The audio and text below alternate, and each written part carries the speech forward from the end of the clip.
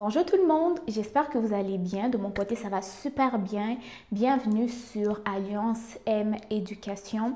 Dans la vidéo d'aujourd'hui, je vais réagir à une vidéo qui s'intitule Canada Sucks, Live ASAP. C'est un véritable coup de gueule contre le Canada et cette vidéo m'a fait réfléchir. Je vous laisse regarder la vidéo et ensuite de ça, on se retrouve pour ma réaction personnelle et aussi l'ouverture du débat bien sûr.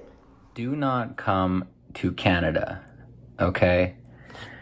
This is the worst country on earth. I'd rather be in the Ukraine having bombs dropped on me than live in this exaggerated fantasyland joke of a country. You know, we pitch this utopian paradise of Canada where everything's great and healthcare is free. Who gives a fuck if it's free? You die waiting in line for surgery. You develop 10 different fucking illnesses before you even have access to a family doctor. Everyone is lining up at clinics, 8-hour waits in ER times because no one's got doctors. No one can see anybody for anything. This country is a joke. Do not come to Canada. This country sucks dick. I've been to Europe. I've been to Southeast Asia. In my opinion, the quality of life, who cares if they're poor in Southeast Asia? They have family around them. They have organic chickens running around their properties, little village huts with, small little places with produce growing in the backyard, chickens running around, a decent infrastructure and network for social connection and family. What do we have? We're isolated in these little dinky little fucking tiny pathetic rat holes that we call basement suites or condos or whatever we fucking overpay for. For what? You know, rental rates are obscene for what relative to the median income. It's a joke. You know, you've got house prices, outpacing average median household income by what, 20 times? Nothing is even fundamentally in line with reality. And yet we're like, well, we're the greatest country and people want to immigrate here. And immigration, that's another issue. Our economy is pathetic. It's a lie. Our continued growth is predicated on an illusion, an illusionary construct fueled by high immigration rates. Bring more immigrants in, lower the average income because they're willing to work for less typically, and for a myriad of other reasons. And then just instill and impose this false idea of GDP growth. It's a joke. Nobody enjoys living here. It's a rat race everywhere you go. You know, I live in the Lower Mainland, and it's just everyone's just a rat trying to crawl out of a barrel. They're all just desperate to get everywhere. Everybody is just deeply just unsatisfied because the quality of life is atrocious. You gotta fight everybody to get to the beach. So what? It's beautiful. You gotta line up behind 400 million people for a fucking parking spot. Who cares if it's beautiful? You don't get to enjoy it. You're stupid if you think it's worthwhile. You know, traffic everywhere, the congestion.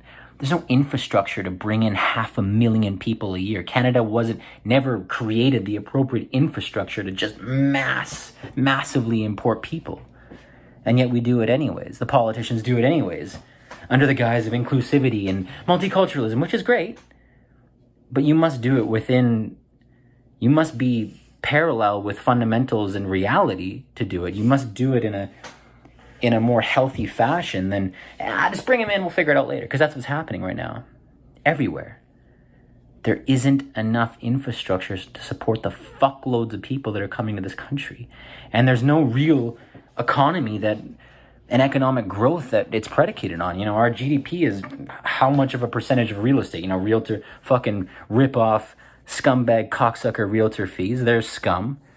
Construction fees, commissions, mortgage lending. I mean, a huge portion of our GDP is predicated on real estate. This Ponzi scheme of just dumping the house onto the next pathetic sucker who's stupid enough to pay moron prices for an overpriced shithole in Canada.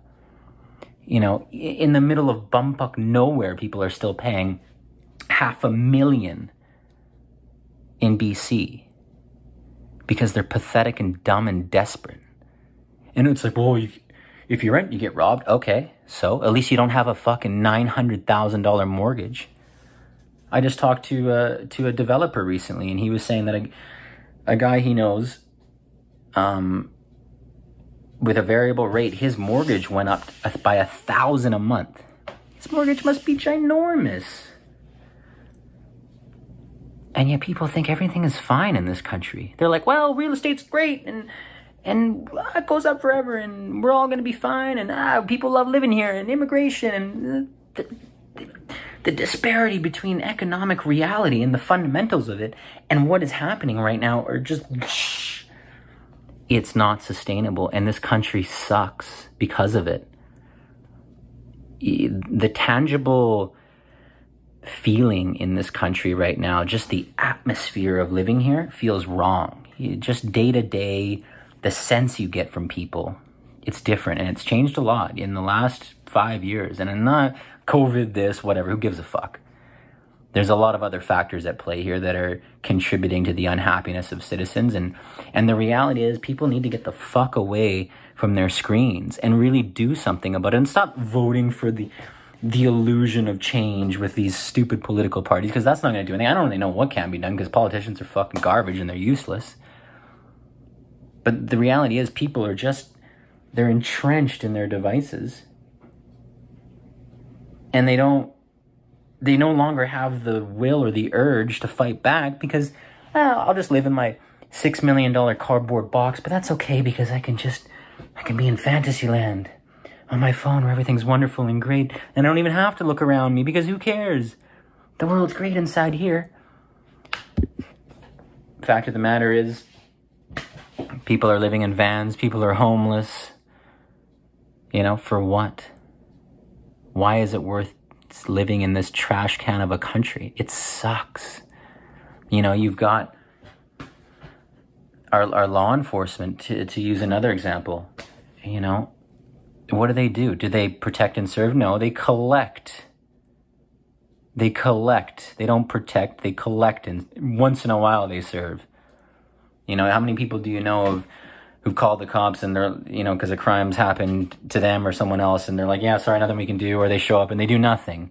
But they sure do a whole lot when they're sitting on the side of the highway trying to ticket fucking speeders, or anyone doing marginally over this artificially suppressed speed limit that nobody even does close to in reality. You know? Who are we even protected by? They're the enemies now. You know, people are afraid of cops. They don't feel protected by them. They're the opposition. You work against them. I don't feel like the cops are on my side. And it's just another thing, you know, it's like nobody's got each other's backs. And yeah, don't come to this country because it fucking sucks. Go anywhere else if you can. Go to the States, go to Europe. This country blows dick, and I would never recommend it to anyone. It's trash. De mon côté, je pense que ce que la vidéo dit peut être vrai pour certaines personnes, parce que vivre dans un pays dépend énormément de sa situation personnelle, de son travail et de ses attentes. Mais dire que le Canada craint, je trouve que c'est quand même une exagération extrême. De ce genre de vidéos, c'est que ce sont des vidéos qui laissent place à un débat, à savoir est-ce que le Canada est un pays où il est vraiment très difficile de vivre, ou il s'agit plutôt d'une expérience individuelle, parce que il y a des personnes qui vont aimer vivre au Canada pour les soins de santé, la nature, la quiétude, la sécurité. Tandis que d'autres personnes vont détester vivre au Canada parce que le coût de la vie est extrêmement cher, il y a la solitude et aussi à cause des impôts, inflation et autres. Bref, je ne suis pas complètement d'accord avec ce qui est dit, tout ce qui est dit dans cette vidéo, mais je comprends que certaines personnes puissent le ressentir comme ça. Et donc, je vous pose la question, et vous qui êtes au Canada, que vous soyez natif ou nouvellement arrivé au Canada, que ressentez-vous par rapport à votre vie actuelle dans ce pays?